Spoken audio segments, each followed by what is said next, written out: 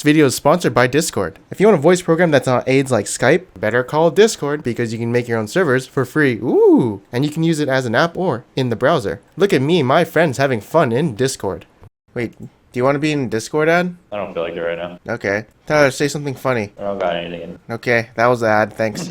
Yeah, fuck you. Fuck you too. Alright, so yeah, there will be a link in the description below. Anyways, 80 carry tier list time. So I have not done one since patch 6.5, and a lot of things have definitely changed since then, and I think it's about time to update this tier list. Especially since there's this new Korean BBC build with Lucian, and I bet you guys are all wondering where he's going to be put at in this tier list. Anyways, with all that being said, let's get started.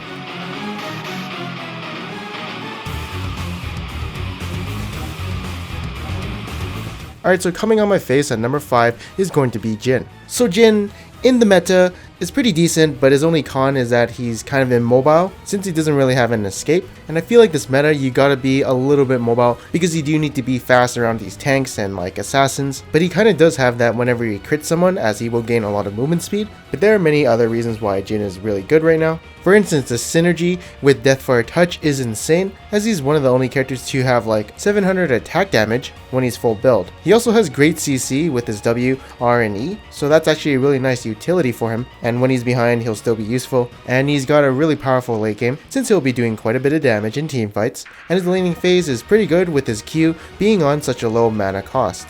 Although he got nerfed in patch 6.7, he was probably the strongest AD carry in patch 6.4. Anyways, here is the recommended build for him. I highly recommend taking DEATHFIRE Touch. Now on to the next AD carry, and that's going to be Caitlyn. So ever since the changes to her W and E, and now people prioritizing W a lot more, she's been a pretty strong champion because if you do step on those traps, you will take a ton of damage, so the zoning potential is super good.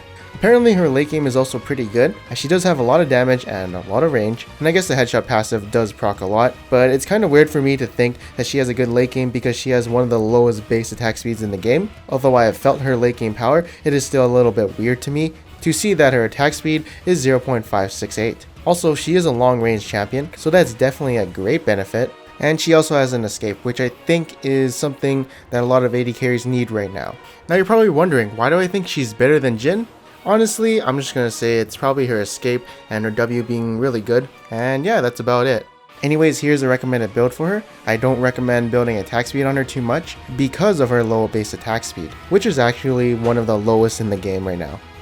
Next up at number 3 is going to be Ezreal. So, Ezreal's a champion who has great mobility because of his low cooldown E. He's also pretty tanky because of him getting the Iceborne Gauntlet, so him facing a bunch of AD champions is a good thing. And he also has great poke, like PPP with his Q and they're all gonna die. He's also really safe, actually really safe to be honest, and although his ultimate cooldown did get nerfed a while ago, if you just be a little bit more conservative with it and not use it every time a wave hits a tower, then the cooldown on the ultimate doesn't really matter too much. But you know, Ezreal is skill shot reliant, and he also falls off late game because he's not really building crit, but he does make up for it for his mid game power spike. Now why do I think he's a little bit more better than Caitlyn? Probably because of his carry potential being a little bit higher, and he's a lot more reliable, unlike Caitlyn, who, if she falls behind, is kind of useless, and she needs to wait until she gets some items, while Ezreal's power spike is a little bit faster, and also has more mobility.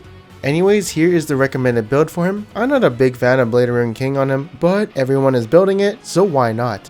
Next up at number 2 is going to be Sivir. So Sivir has a great mid game and late game due to her damage output and also just being so awesome with crit right now, and she's actually the only champion you should be playing against assassins like Fiora, Zed, you know, people with these ultimates which you cannot Q assess anymore due to her spell shield. So she's actually a really good pick against these champions. Even without her niche, overall she's a really good champion, especially with their ultimate giving her whole team movement speed and just rushing down the enemy. And now since her W has crits, you can just pop her W and easily wave clear a wave of minions. If you need more and you're being sieged on, she can pop her Q. The only problem with her is she does have short range, so she has to get a little bit close to enemies, but she makes up for it with her passive and her ultimate, which gives her a lot of movement speed to kite around enemies with. Now why do I think she's better than Ezreal? Honestly, to me, it's just her damage output, especially with the W crits, giving her a lot of damage in teamfights, and also if she is behind, she can provide some utility with her ultimate. I also forgot to mention she is actually a really good late game champion, probably one of the best, and yeah, that's basically it. Here is the recommended build for her. If you want 40% CDR, you can go CDR boots, but it's up to you. And finally, coming at number 1 is going to be Lucian. So Lucian's new BBC build is completely OP on him, as now he has a big power spike once he does obtain the 2 items Ghost Blade and Black Cleaver. And the reason why Black Cleaver is so OP on him is because he has multiple ticks of physical damage, like his passive, his ultimate. Actually that's it, but his passive does come out quite often, and the damage on his Q and his ultimate are actually really strong, so he can shred squishies and tanks and just be a complete nuisance to them. So yeah, it builds like an assassin but transitions into an AD carry later, and with this build he has a really good power spike once he does get the Ghost Blade and Black Cleaver. Oh yeah, and he has great mobility, especially when he is on the offense, and he's honestly the most picked champion I've ever seen in solo queue right now. But I mean, Black Power is the best power, so I can understand why people are picking them up so often. But you know, Black Cleaver, Black Power, it's all the same shit. He just has a lot more synergy with the Black Cleaver than most other AD carries. Also, if you guys didn't know, Black Cleaver got buffed in 6.9, and it's cheaper to buy now, so building it before the patch 6.9 is not a good idea because, you know, Black Cleaver right now is a really good item. The only con he has is, well, there's better champions than him in the late game, but his early game, his mid game, they're all really good. And yeah, basically why he's better than everyone else is, well, if he was a really good champion before, and now there's a better build than the Essence Reaver build, well, yeah, he's just going to be super strong now. Anyways, here's the recommended build for him, and remember to always go the BBC build or go home.